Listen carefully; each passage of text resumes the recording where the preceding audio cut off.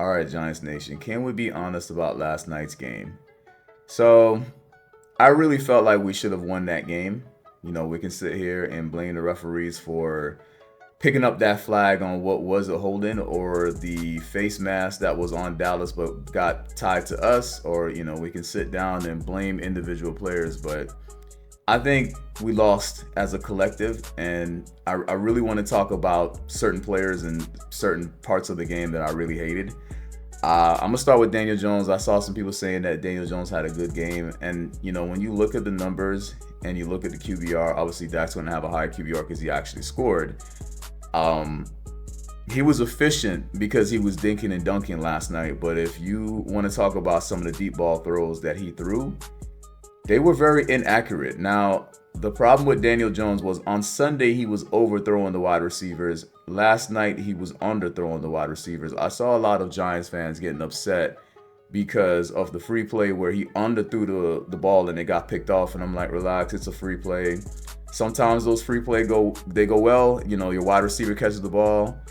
Sometimes he makes the perfect pass, or any quarterback makes the perfect pass, and the wide receiver just doesn't catch it. So at the end of the day, it's a free play. I'm not upset at the fact that he underthrew the ball and it got intercepted on a free play. Like, that's weird. Y'all are being very weird.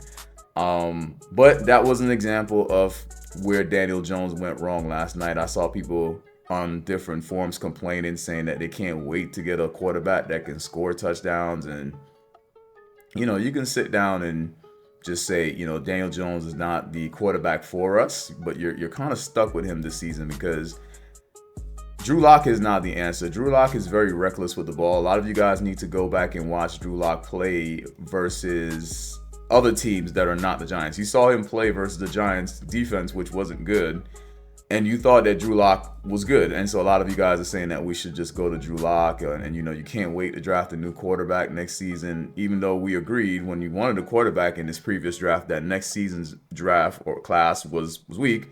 All of a sudden it's no longer weak and you guys are crying about wanting Cam Ward. I wouldn't set myself up for disappointment with the Giants and drafting Cam Ward. Like, don't do that to yourself. But Daniel Jones had an okay game last night. He did enough to not lose the game, but not enough to win the game. If you want to win the game as the quarterback, you have to hit on those deep routes.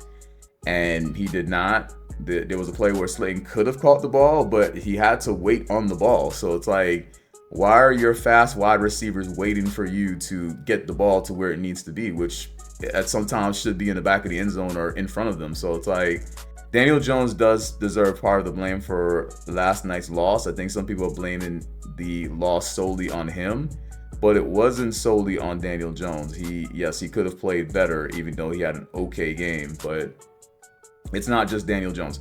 So let's talk about this run game that should have been well last night. We should have been running the ball over the Dallas Cowboys. Their run defense is not good. And I think a lot of you guys aren't going to want to talk about this. You're going to go with the popular topic and talk about Daniel Jones. But let's talk about that run game that didn't happen last night. I think they outran us 80 to like 20 or some ridiculous number. We couldn't get any yards from our running backs. And I understand that our running backs are kind of small. Even you got Singletary of 5'7", and Tracy isn't that big.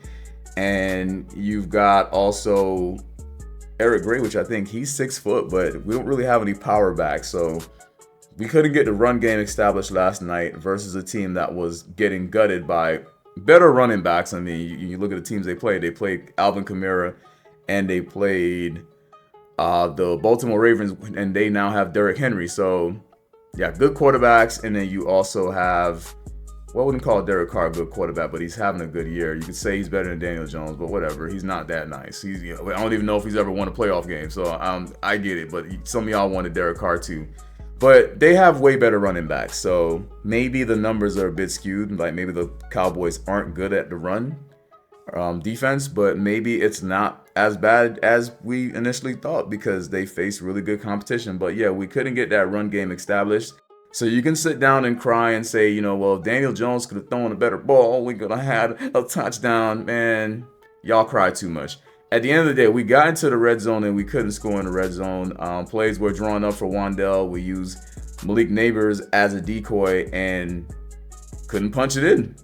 Wan'Dale got sacked right, maybe 5-6 yards away from the touchdown.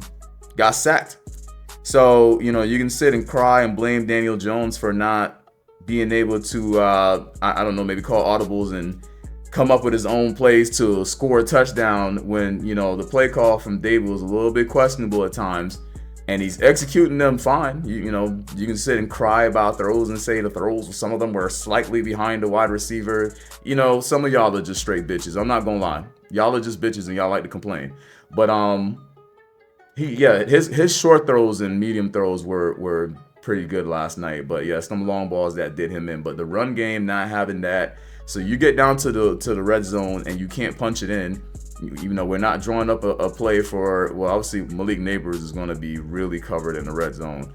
But if he's covered like that, then you should be able to draw up a play for Theo Johnson or, I wouldn't even, I guess Darius Slayton and Wandell are respectable options. But yeah, we drew a play away from the end zone and thought that we could have Wandell just run right past the defender. That didn't happen. So we don't like to talk about that.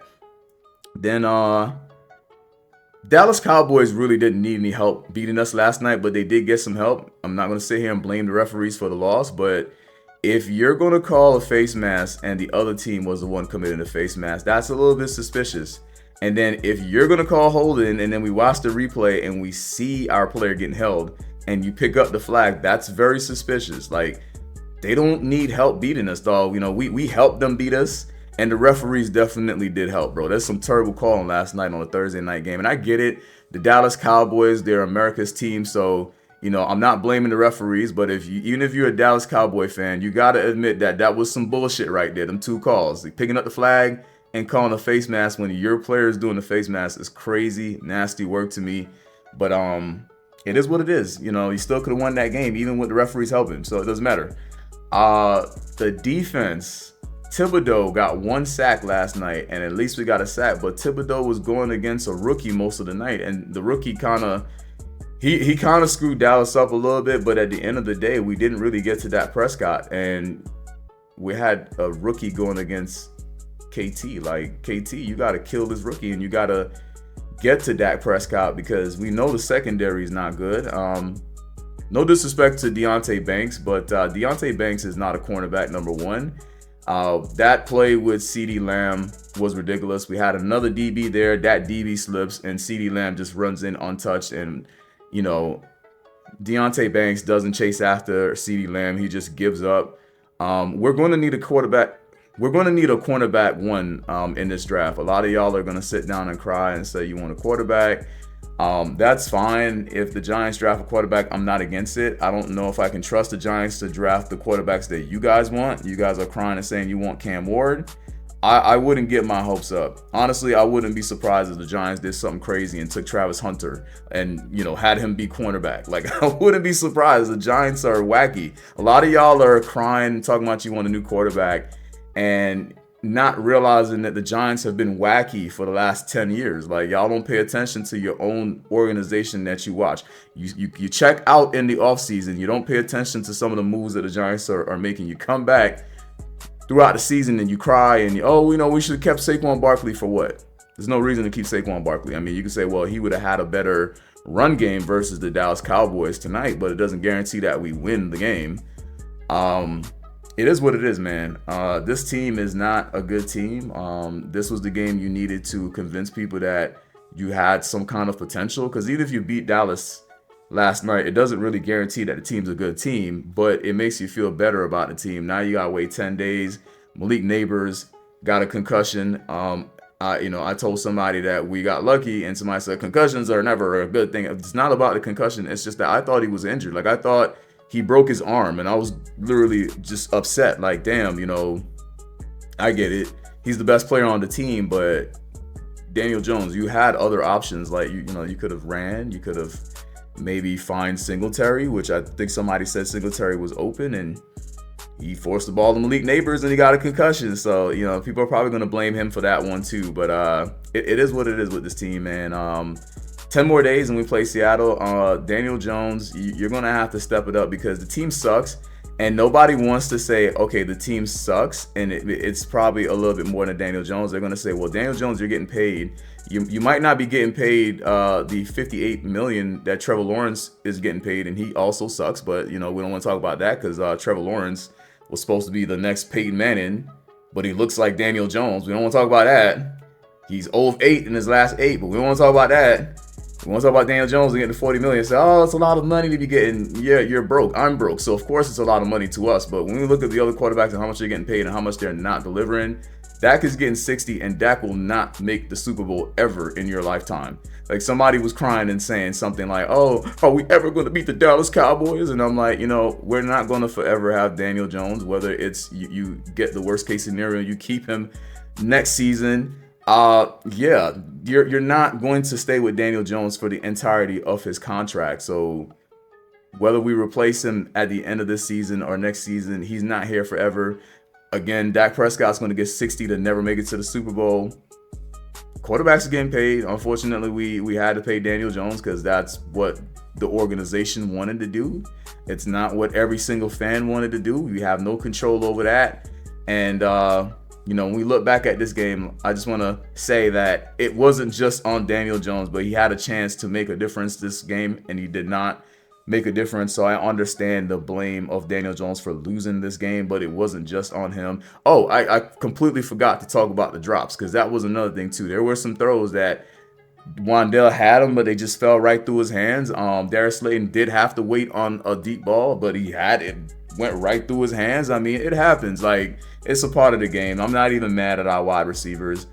But yeah, Daniel Jones, this team sucks. And, what people don't want to say is this team sucks and you have to be better because this team sucks. That's the reality of our situation.